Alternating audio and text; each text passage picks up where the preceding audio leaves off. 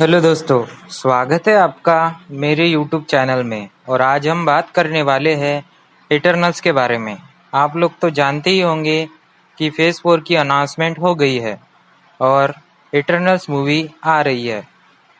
Disney के D23 expo में eternals की कास्ट के बारे में बताया गया है। और चलिए शुरू करते हैं वीडियो। इटर्नल्स को क्रिएट किया था जैक कर्बी ने 1976 में। और जैक कर्बी ने कैप्टन अमेरिका, आयरन मैन और थॉर जैसे पॉपुलर कैरेक्टर्स को बनाने में भी मदद की है। और जब उनको लगा कि इन कैरेक्टर्स को बनाने का पूरा क्रेडिट उनको नहीं मिल रहा है, तो ये डीसी कॉमिक्स की तरफ चले गए। तब इन्होंने डीसी कॉमिक्स के लिए बनाए फोर्थ वर्ल्ड बुक की कॉमिक्स। तब उन्होंने बनाए डार्कसेड जैसे, स्टीफन वुल जैसे बड़े कैरेक्टर्स। और उसके बाद फिर उन्होंने मार्वल कॉमिक्स के लिए रिटर्न किया और बनाए इटर्नल्स 1976 में। तो चलिए जानते हैं इटर्नल्स की ओरिजिन के बारे में। लाखों साल पहले सेलेस्टियल्स नाम के कॉस्मिक बीइंग्स अर्थ पर आए और हम जैसे एप से इवॉल्व हुए हैं, वैसे ही मार्वल कॉमिक्स में ह्यूमन एप से ही इवॉल्व हुआ है, घोड़े से नहीं। तो सेलेस्टियल्स ने एप्स पे एक्सपेरिमेंट किए और नए क्रिएचर्स बनाए। तो इनमें से काफ़ी एक्सपेरिमेंट्स नॉन सक्सेसफुल रहे और सफल नहीं हुए।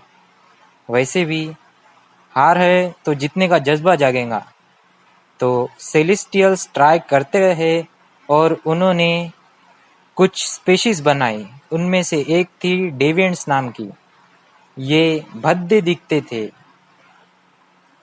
बाद में इन्हें कहा जाने लगा होमो इमॉर्टलिटीज। फिर इनका इवोल्यूशन हुआ। फिर इनसे बने ह्यूमंस और फिर ह्यूमंस का इवोल्यूशन होके उनसे बने इटर्नल्स। इटर्नल्स बनने के बाद में इनमें काफ़ी पावर्स आ गई, जैसे super human strength, flying ability, speed और कुछ लोगों के पास तो इमॉर्टलिटी की पावर्स भी आ गई। और कुछ इटर्नल्स के पास कॉस्मिक पावर भी थी। वैसे तो ये छुप कर रहना पसंद करते थे, पर कुछ इटर्नल्स इंसानों के साथ भी रहना पसंद करते थे। और ये पृथ्वी पर कई सालों से रह रहे हैं। और ये इनका खुद का प्लेनेट है टाइटेनॉस करके। इटर्नल्स में सबसे पहले आते हैं इकैरिस। इकैरिस के पास डीसी के सुपरमैन और मार्वल के हाइपेरियन जैसे पावर्स है सेम। उसके बाद आते हैं मकारी। मकारी का इवोल्यूशन होते होते उन्हें फ्लैश की पावर मिल गई। वैसे तो ये इंजीनियर है। वैसे भी इंजीनियर तो कई पढ़े हुए हैं, लेकिन ये फ्लैश की पावर अनोखी है। उसके बाद आते हैं सर्सी। सर्सी एक मैजिशियन है और वो एक पार्टी एनिमल टाइप पीपल है, जो इंसानों के साथ रहना जो उनको पसंद है। और वो काफ़ी जल्दी बोर हो जाती है किसी भी नई चीज़ों से। उसके बाद आती है थीना। थीना एक योद्धा इटर्नल सर्च की बेटी है और वो एक लेजेंडरी वॉरियर है। और उनका कैरेक्टर प्ले कर रहे हैं हमारी फेवरेट एंजेलिना जोली। उसके बाद जो कैरेक्टर आता है वो है एजैक। वैसे तो ये कॉमिक्स में मेल कैरेक्टर है और मार्वल सिनेमैटिक्स यूनिवर्स में इसे प्ले कर रहे हैं फीमेल। एजैक की पावर्स है वो गॉड ऑफ लाइट है, वो लाइटनिंग को कंट्रोल कर सकते हैं। और उसके बाद जो कैरेक्टर है उनका नाम है फेस्टॉस। बस फेस्टॉस की कोई खासियत नहीं है, उसके पास सिर्फ एक हथौड़ा है जो किसी भी चीज़ को तोड़ सकता है।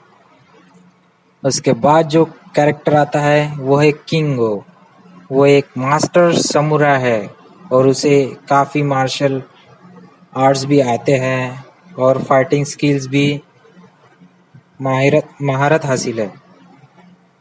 उसके बाद जो कैरेक्टर आता है वो है किलगमेश, वो एक स्ट्रॉन्गेस्ट इटरनल्स है। वैसे ये सभी इटरनल्स में सबसे स्ट्रॉन्गेस्ट सुपर हीरो है। उसके बाद आता है स्प्राइट, ये भी एक इटरनल है, लेकिन ये सबसे छोटा इटरनल है, मतलब इसकी उम्र नहीं बढ़ती। ये कई हजारों साल पुराना इटरनल है और इसकी कई हरकतों की वजह से इटरनल्स को काफ़ी मुश्किलों का सामना भी करना पड़ता है, क्योंकि ये बिंदास मजाज का है। और D23 एक्सपो में हमें एक नए कैरेक्टर के बारे में जानने को मिला, ब्लैक नाइट, और इसका कैरेक्टर प्ले कर रहे हैं कीट हैरिंगटन। वैसे तो ब्लैक नाइट की पावर्स है, उसके पास है इबोनी ब्लेड। इबोनी ब्लेड एक स्वार्ड है और वो मैजिशियन पावर्स भी प्रोवाइड करती है जो उसे हैंडल करता है। तो ब्लैक नाइट एक कैरेक्टर है जो एक साइंटिस्ट है, फिजिक्स में महारत हासिल है उसको, और वो एक मैकेनिकल भी है, और जेनेटिक मैनिपुलेशन में भी उसका कोई जवाब नहीं है, और वो एक स्वॉर्ड्समैन भी है। ऐसे ही इंटरेस्टिंग वीडियोस देखने के लिए सपोर्ट करते रहे। वीडियो अच्छा लगा हो तो like, share, subscribe and don't forget to hit the bell icon.